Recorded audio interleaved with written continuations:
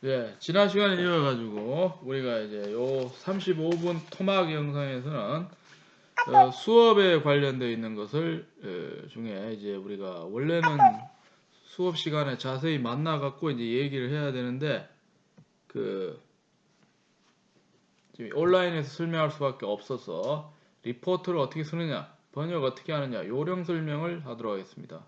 아시다시피 블랙보드에 이미 여기 관련돼서 강의 자료에는 문서를 올렸습니다. 그걸 가지고서 지금 설명을 할 테니까 35분에 걸쳐서 두 가지 리포트를 먼저 하고 그 다음에 번역을 하고, 리포트는 해당되는 사람이 예측컨대 많지가 않고 대부분은 번역을 하는데, 이제 여러분들이 요번 주까지 4월 지금 중순 아닙니까, 그죠?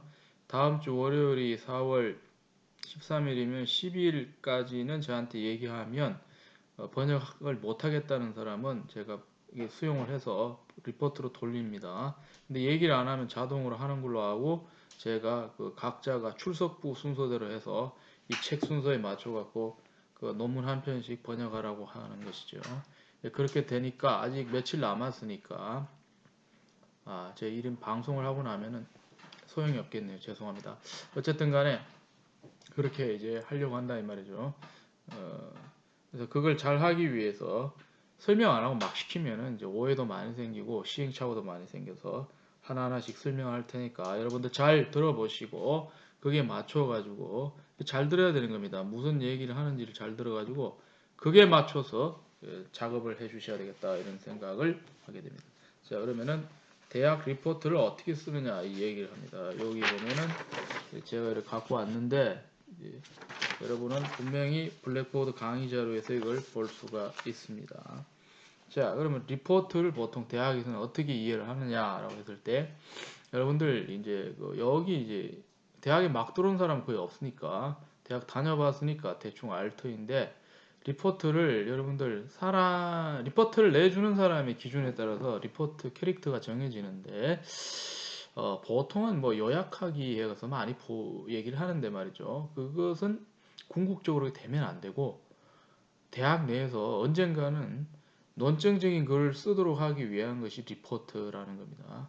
그래서 초기 단계, 대학에 막 들어와서 경험이 없을 때는 이제 뭐 어려운 글 쓸 수는 없고, 그래서 요약하기는 그때 필요한 거고, 사실은 학년이 올라갈수록 자기 생각이 잘 정리정돈돼서 자기 주관이 뚜렷한 글을 쓰는 것이 리포트입니다. 그래서 그게 발전되면 공식적으로 논문이 되는 것이니까, 제가 수업 시간에 리포트를 얘기하는 것은 요약하기가 아니다라고 하는 거. 여러분 중에 저학년이 있을 수도 있어요.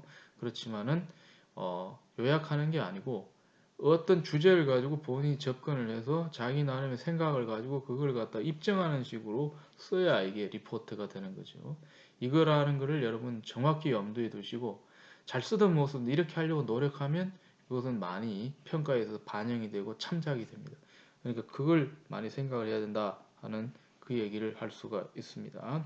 그래서 대학에서의 리포트는 논증적인 글을 쓰도록 해야 되는 거니까 장차 잘 만들어지게 될 논증적인 글로 가기 위한 하나의 방편이다라고 여러분들이 생각을 하시면 된다.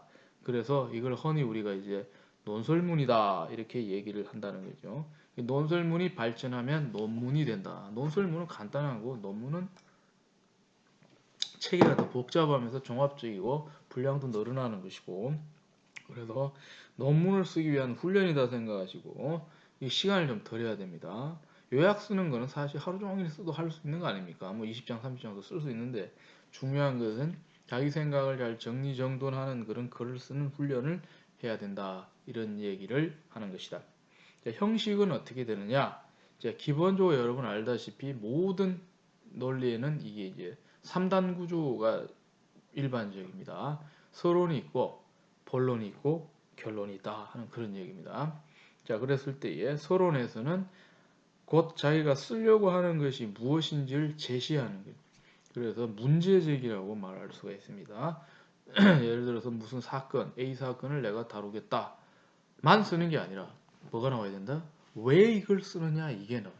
이 독자에게, 읽는 사람에게 이게 설득이 될 수 있도록 잘 자기의 생각을 설득적으로 개진하는 것이 그 짧게 다뤄지게 된 보통 한 장 남짓 쓸 수 있는 아니면 두 장.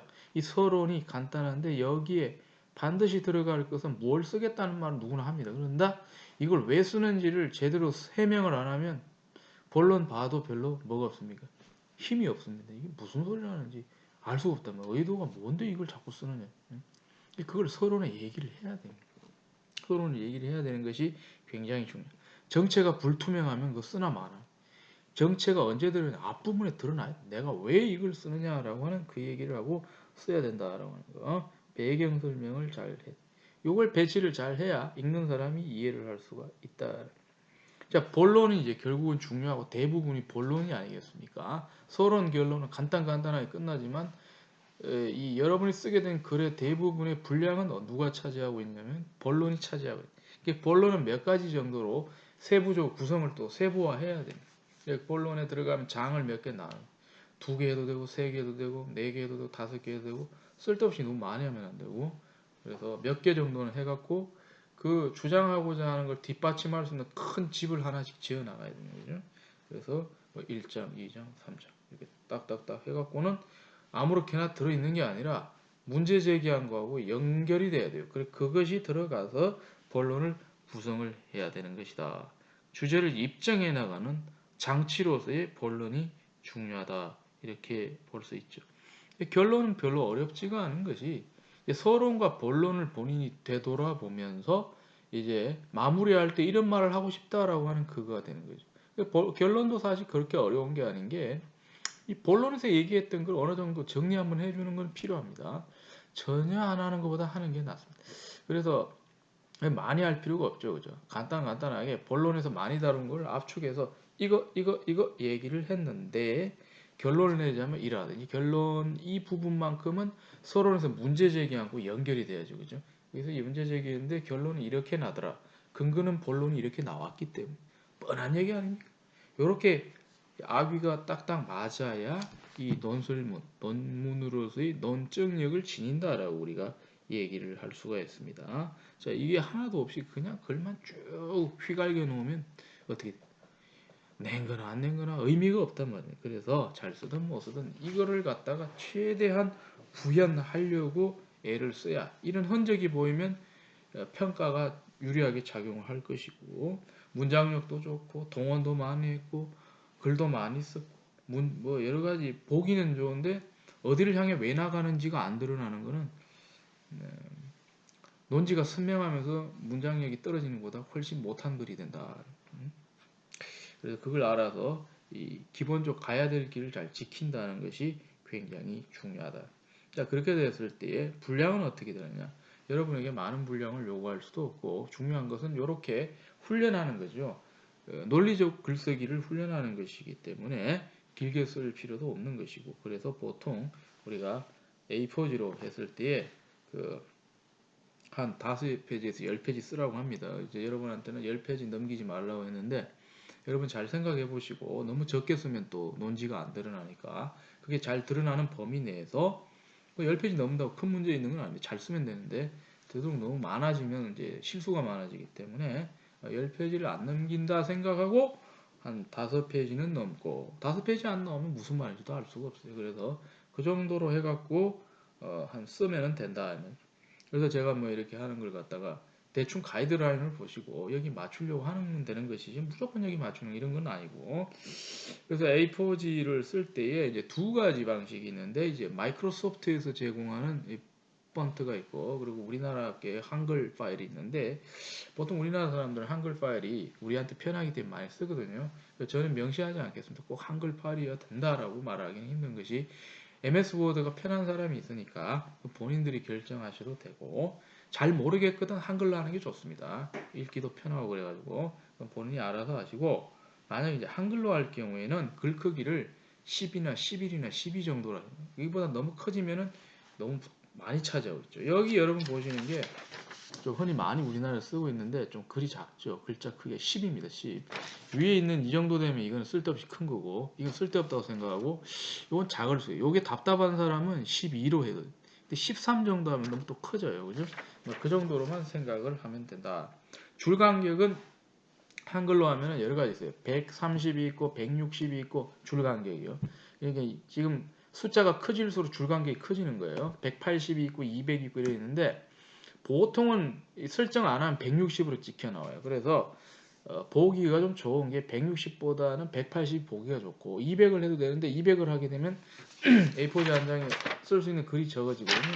그래서 160이나 180 둘 중에 하나 하는 것이 좋다고 제가 추천을 할 수가 있고 그러고 난 다음에 이제 MS 워드로 할 경우에 몇 가지가 있는데 1.25가 있고요. 1.5가 있고 2가 있고 뭐 그런데 2는 좀 많이 벌어집니다. 근데 1.5가 좀 적당하더라고요. 1.25도 그렇게 나쁘진 않아요. 1.5가 적당하지 않을까? 뭐 그래. 여기 제가 적어놓은 건 이제 MS 워드를 기준으로 해서 적어놓은 거고 옆에 있는 건 또 한글로 좀 막 섞여 있습니다만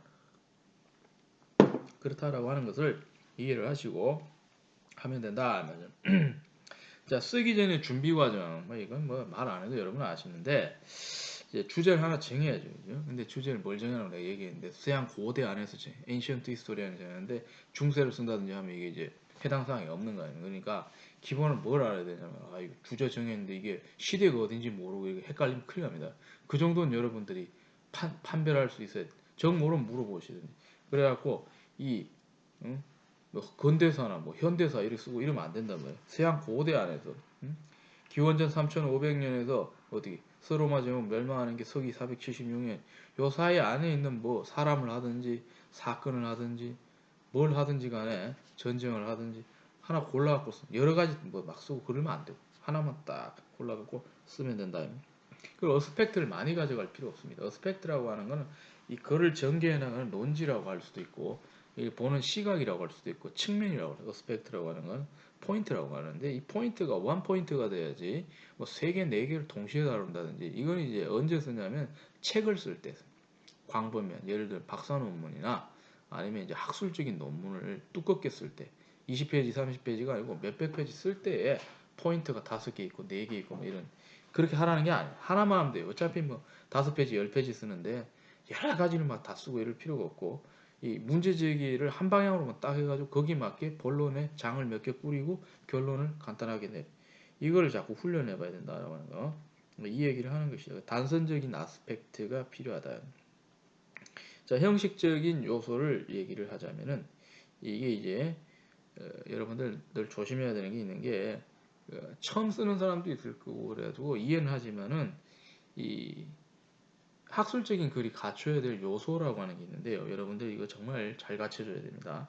그래서 굳이 얘기를 하자면은 이거는 의무는 아니지만 상식적으로 글을 쓸 때에 제일 먼저 표지가 나오는 여기까지는 얘기를 안 했지만 표지가 나오면 표지에는 이게 우리가 이제 펼쳤을 때 뭐 이런 A4지가 있다 그러면 제출하면은 앞부분이 표지에는 뭐가 나오냐면은 인적 사항이나 누가 썼는지가 나와요. 그러면 그 사람 이름도 나오고 학번도 나오고 그래서 그 사람 알 수 있는 정보를 주면서 뭐 정도 나와야 되냐면은 그 제목 정도 나와야 되거든요. 펠로폰네소스 전쟁에 관한 연구. 그다음에 누구누구 인물에 관한 연구. 이래갖고 제목이 나오고 누가 썼는지 나오고 소속이 나오고 그런 다음에 좀 더 자세히 나오려면 사실 이제 서양 사람들은 주소까지 쓰거든요. 서울시 무슨 구 뭐 이렇게 있단 말입니다. 그런 건 제가 요구하지 않습니다만은 누가 썼는지가 나오고 그 한 장 넘기면 두 번째 장에는 목차가 나와야 돼요. 목차 아시죠, 그죠? 순서가 나와요. 그래갖고 이제 머릿말 들어가는 말 그런 다음에 본론 1장, 2장, 3장 제목 나오고 제목 옆에는 어떻게 페이지가 나오고 이 뻔한 거 아닌 거예요, 여러분들. 우리가 보통 책 쓰면 그렇게 하는 거 아닌가요? 우리가 번역할 적도 마찬가지인 게, 이 보세요. 응? 딱 보면 앞부분에 이렇게 제목이 딱 나오잖아요. 책 제목이 이렇게 딱. 그런 다음 넘기면 이제 자세한 사항들이 나오는데, 응? 이 출판사나 뭐 이런 거 이름 나오죠. 그죠? 어디서 찍어낸지 이런 거 나오고. 이런 책, 여러분 이런 거 다 쓸 필요는 없지만, 그러고 난 다음에 여기 보면 이제 좀 더 자세한 설명이 어디서 어떻게 찍고 여기 이제 컨텐츠의 목차가 나와. 목차를 보게 되면 이렇게 제목이 있고 이 제목에 해당되는 시작되는 페이지가 이렇게 나와. 여러분들도 아무리 5-6페이지 쓰더라도 이걸 써야 됩니다. 이걸 써야 보는 사람이 빨리빨리 간파를 하지 그냥 글만 남기면 그만큼 무성의한 게 없고 무사고적인 게 없다라고 하는 거. 이거를 갖다 형식을 잘 갖춰갖고 읽는 사람이 이해하기 쉽게 만들어줘야 된다 하는 것이다. 그리고 이제 목차 나오고 난 다음에 어떻게 돼요? 막바로 넘어가면 이제 머릿말부터 나올 거 아니에요. 머릿말 쭉 나오면서 하고 마지막에는 참고문이 나와요. 참고문. 자, 자기가 뭘 보고 썼는지 나와요. 여기 보면은 제일 끝에도 이런 게 비블리오그라피 해갖고 나오죠. 비블리오그라피.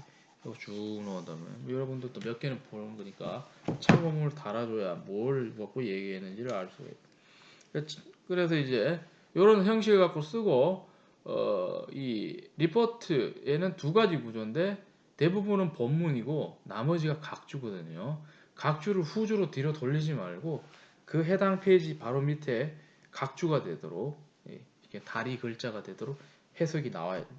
이 각주가 왜 필요하냐면 그 주장을 자기 주장이면 각주도 할 필요가 없는데 대부분은 어떤 참고서를 보고 얘기하기 때문에 뭘 보고 얘기해? 자료를 제시를 해야 되기 때문에 각주가 필요해요. 각주가 안 달려지면 어떻게 하면 자기 창작물로 간주하기 때문에 이건 지나친 억지거든요. 이 각주가 어느 정도 나와야 되겠네. 학생이면 많이 나와야 정상이죠. 그죠? 그러니까 각주를 반드시 자기가 뭘 보고 쓰고 있는지를 갖다가 얘기해.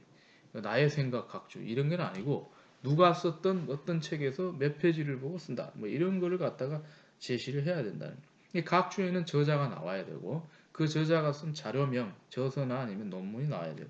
그러고 난 다음에 어디서 찍어낸지 출판사가 나와야 되고 몇 년도에 찍어낸지 나와야 되고 출판을 어디 서울에서 했는지 뉴욕에서 했는지 일본에서 했는지 장소가 다 나와요. 이게 기본입니다. 서지사항인데요. 이걸 잘 못 지키면은 읽어봤자 메리트가 없다 이입니다. 자, 이해를 돕기 위해서 그림이나 사진이나 도표, 좀 더 이해를 돕기 위한 구체적 자료를 첨부하면 더 효과적입니다. 엄청나게 지금 막 지리적인 걸 묘사를 하는데 지도를 하나도 안 갖다 준다. 이것만큼 무책임한 게 없습니다.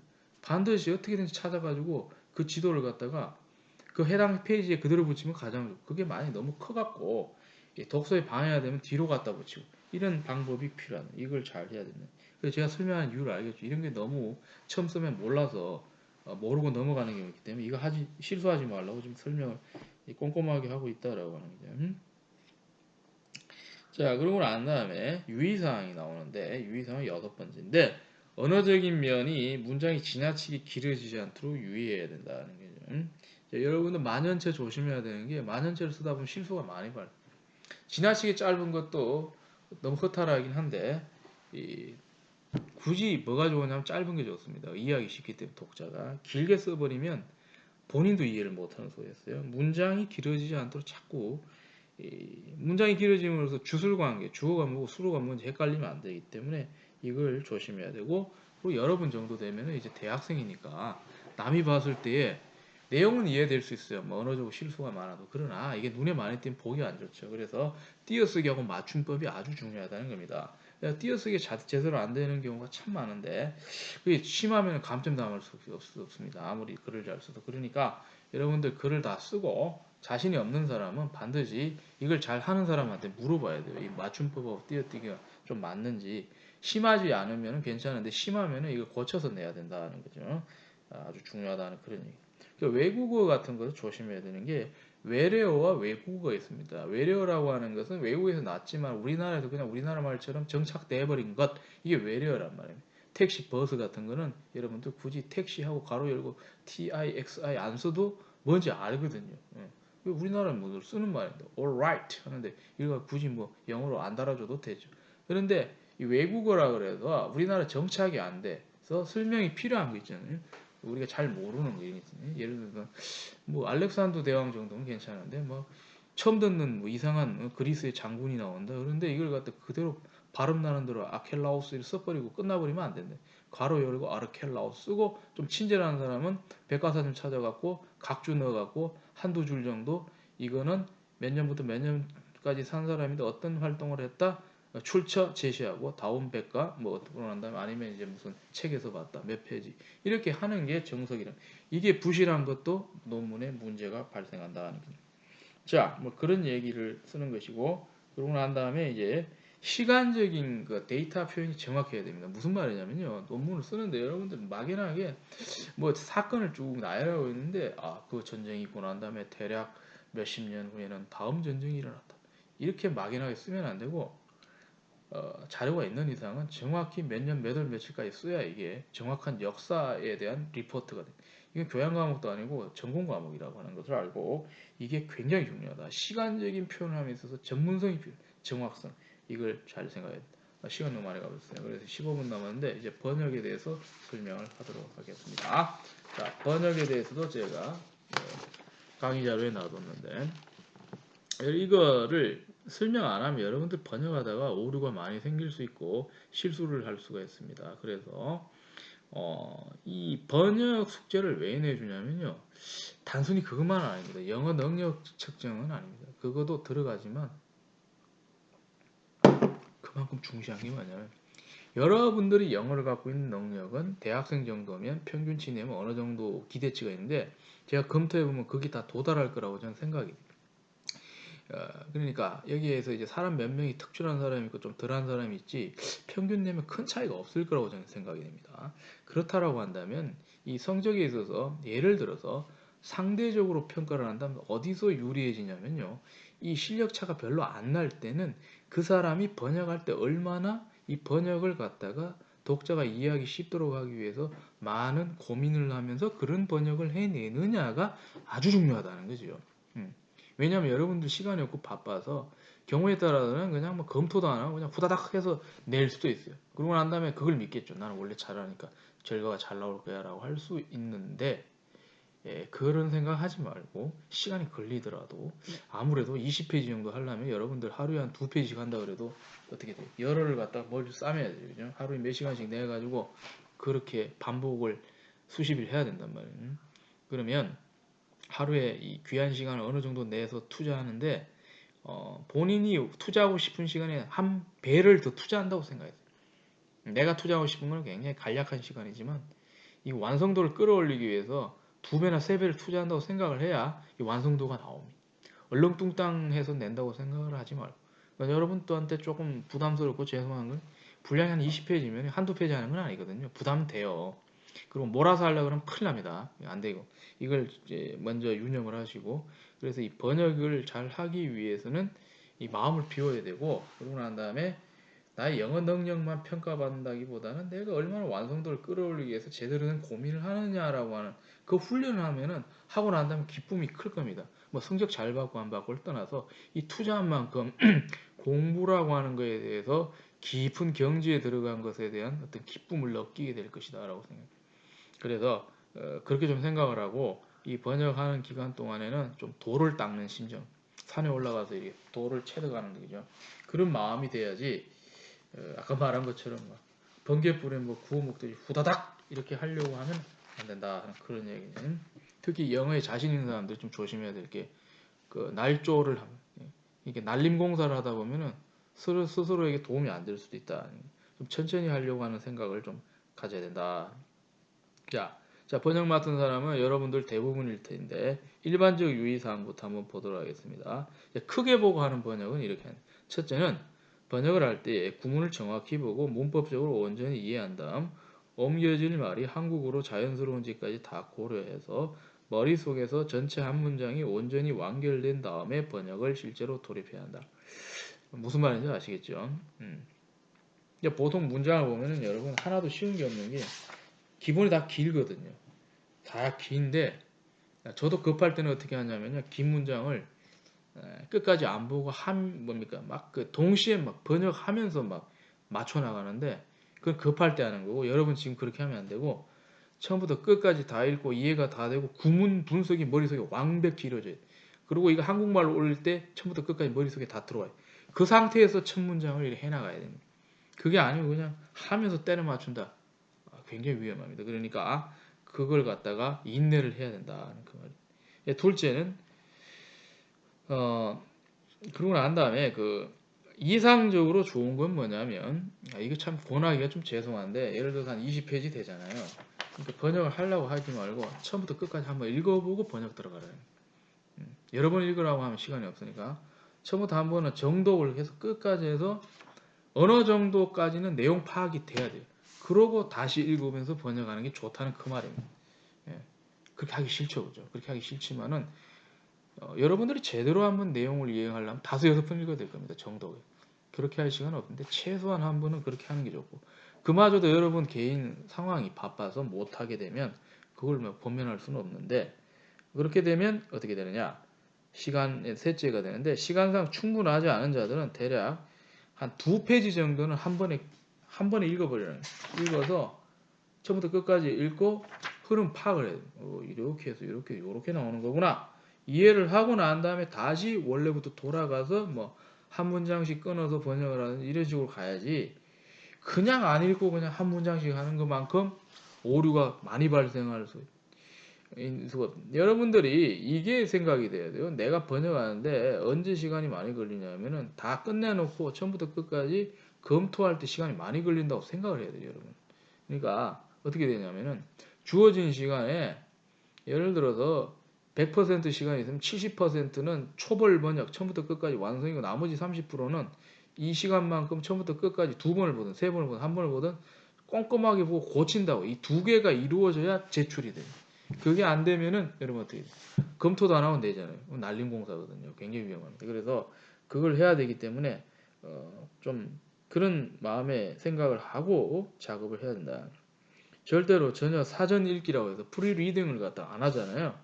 하면 실수가 나는 겁니다. 실수가 나기 때문에 문맥을 잡아놓고 들어가야지 문맥을 번역해가면서 잡는다. 근데 그렇게 해가면서 잡는 사람이 할 수 있는 방법은 후속 작업을 많이 하면 됩니다. 그거는 괜찮습니다. 예를 들어서 초벌 번역해놓고 두 번째, 세 번째, 네 번째, 다섯 번째까지 계속 처음부터 끝까지 보게 돼. 그건 괜찮아요. 근데 초벌 번역하고 검토 거의 안 하겠다는데 초벌 번역에서 퀄리티를 끌어올린다? 그거는 이 내용을 빠꼼하게 아는 사람 아니면은 할 수가 없는 거예요. 전문가라도 위험합니다. 그러니까 그걸 잘 알아야 된다라고 하는 거예요. 넷째는 본격적으로 이제 번역에 돌입하는 경우 작업의 순차적 절차는 어떻게 되느냐? 이제 기술적인 부분인데 문단별로 취해서 번역을 하는 것이 이제 적절하다. 그래서 보다 보면 보통은 그렇습니다. 한 페이지에 문단이 몇 개가 나와요. 문단이 어떻게 문단이냐? 패러그래프인데 이 들여서기를 보면 돼요. 들여서기 했을 때 첫 번째 문단이 시작되는 항상 앞으로 나와요. 그러고 난 다음에 안으로 쑥 들어가거든요. 이 들여서기 하는 걸 인덴트라고 그러거든요. 인덴트라고 하는데 들여서기가 시작되는 부분, 그러니까 이게 한 문단인 거죠. 이런 식으로. 문단을 갖다가 문단 단위로 잡아놔. 문단 단위로 그게 뭐예요? 키워드가 있고 이 핵심 개념이 있고 하기 때문에 문단 단위로 잡아 나가는 것이 좋다라는.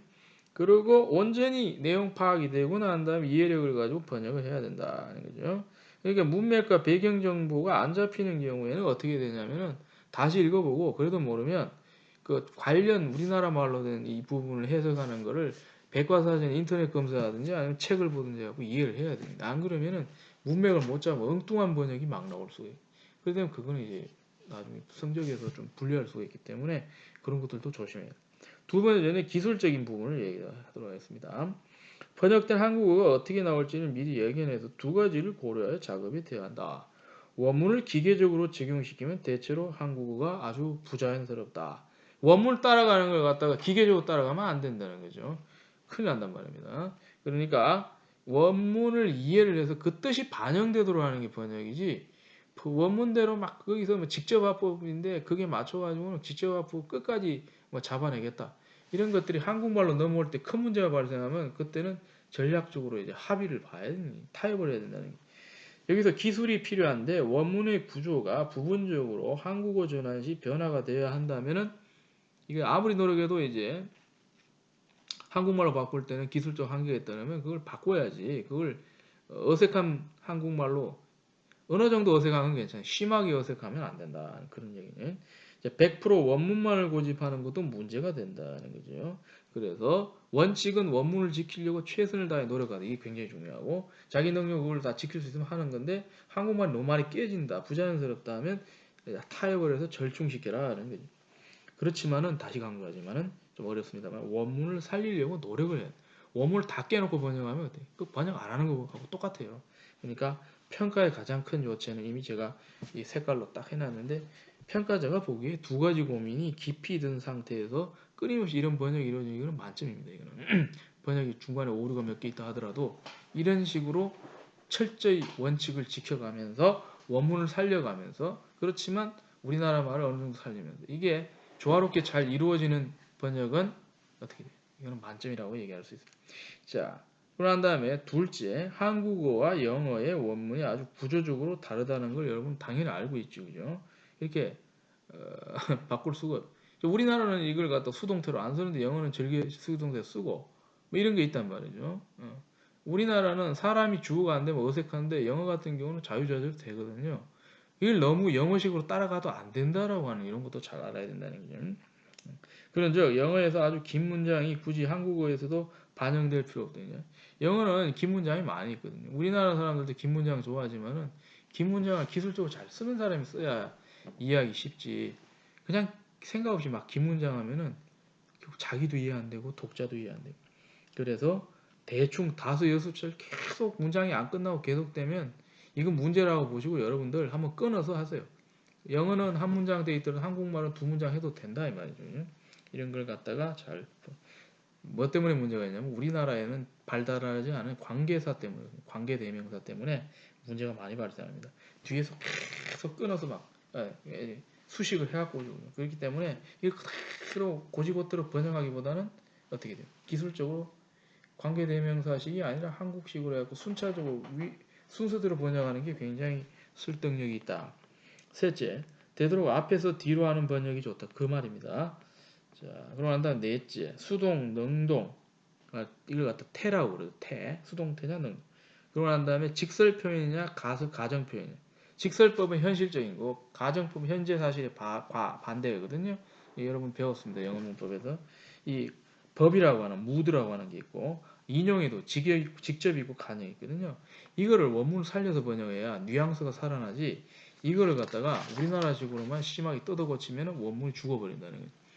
이건 이제 판단하기 쉽지가 않아요. 원문의 어떤 의미를 잘 캐치하는 사람이 돼야 되는데, 어쨌든 이게 이제 잘 반영이 되면 이게 쉽게 말해서 굉장히 심도 있는 번역이 되는데, 여러분이 이걸 많이 요구하기 힘들죠. 왜냐하면 여러분은 아직까지 이런 훈련이 잘 안 된 사람이기 때문에 좀 노력을 하면 좋다라는 그런 얘기가 된다는 거예요. 자, 그리고 나서 표현에 있어서 기본은 외래어는 그대로 한글로 써도 된다. 이 말이에요. 제가 아까 얘기했죠. 버스, 택시 얘기했는데. 근데 이제 우리나라 말에 잘 생소한 거는 외국어거든요. 이걸 어떻게 하냐? 티글라 필레세르라고 이렇게 제가 쓴 것처럼 어떻게 돼요? 한국말을 먼저 쓰지 말고 우리나라에서 먼저 한국말부터 쓰라 그러죠. 그죠? 이게 우리나라가 주인이니까. 근데 저는 그걸 중시하지 않습니다. 그러니까 이건 나중에 여러분들 고쳐서 그렇게 쓰고 저한테 쓸 때는 원문이 이렇게 생겼으니까 이걸 한국말로 바꾸면 이래 나온다는 거죠. 그죠? 티글라 필레세르 하고 난 다음에 원문을 써버려요. 알파벳 쓰고 가로 열고 한글로 티글라 필레세르 이렇게 쓰라 이 말이에요. 그걸 갖다가 잘 해야 되고 특히 가장 중요한 것은 번역할 때 집중력이 떨어져 갖고 시제를 제대로 반영을 안 하는 사람들 이게 제일 많습니다. 특히 과거로만 계속 쓰는 사람 자꾸 과거 현재 바뀌어 나가는데 그걸 갖다 반영을 안 하고 과거로만 계속 현재로만 쓴다. 이거 큰일 납니다. 그랬으면 조심해야 된다 하는 그 말. 레이아웃에 대해서 얘기를 했습니다. 레이아웃에 대해서 얘기를 하는 건 뭐냐면은 자 여기 뭐 I am Tom 나는 톰이 되는데 제가 얘기하는 건 뭐냐면요. 여러분들 이렇게 하다 보면 본인이 타자로 이렇게 쳐놓고 옆에다가 번역을 해도 되고 사진을 찍어서 그 사이즈만큼 딱 갖다 붙이게 하고 여기다가 번역을 해도 됩니다. 그냥 한글 번역만 나면 안 된다는 거예요. 이걸 나중에 비치할 때 제3자가 와서 봤을 때 원문을 대조해서 보고 싶을 거예요. 그러니까 어떻게 돼요? 왼쪽에는 원문, 오른쪽에는 번역문이 나오도록 그렇게 해야 된다는 거예요. 그게 나올 수 있도록 이제 여러분들이 되도록 이렇게 좀 해달라는 겁니다. 그러면 이제 분량은 2배가 되겠지만은 그렇게 해서 번역이 돼야지 제가 일일이 찾으면 대조하면서 막 교정해주고 이렇게 하면은 너무 시간이 걸리니까 저는 원문을 그대로 보면서 번역이 제대로 넘어가는지 검사를 하도록 그렇게 여러분들이 배려를 해주기를 바라는 마음으로 제가 얘기를 하게 된다는 그런 얘기는 좌우대칭이라고 제가 얘기를 했습니다. 그리고 제가 여기 써놓은 것은 작업하면서 여러분들 원하는 사람은 이게 좋은데 그 문장 어떻게 이해를 했는지 뭐 일일이 하나하나 할 필요는 없고 그죠? 복잡한 문장, 본인이 보기 중요한 문장 가끔씩 이걸 하세요. 쉬운 거는 안 해도 누구나 아는 거고 대충 한 20, 30%가 어려운 문장인데 거기에는 본인이 이 문장 어떻게 이해를 했는지 표시를 하세요. 그러면 제가 그거 이해를 한 사람이다 아니면 이해는 못했지만 번역이 잘 됐다 이게 다 알 수가 있거든요. 그렇게 좀 해주면 좋겠다 하는 그런 얘기가 된다. 그리고 이런 얘기는 안 해도 여러분 아는데 본인이 번역을 해야지 번역기를 돌리면 번역기가 요즘 수준이 많이 올라갔단 말이죠. 한 8, 90% 정도 완성도가 있어요. 그러나 이게 문제가 많습니다. 오류도 많기 때문에 엉뚱한 번역도 많거든요. 번역기하고 자기 실력 결합시키려고 그러면 그거 다 보입니다, 여러분들. 그래서 그렇게 하는 게 적발되면 그 순간부로 이 번역 과제가 무효화된다. 그러니까 조심해야 된다는 그런 얘기가 되겠습니다.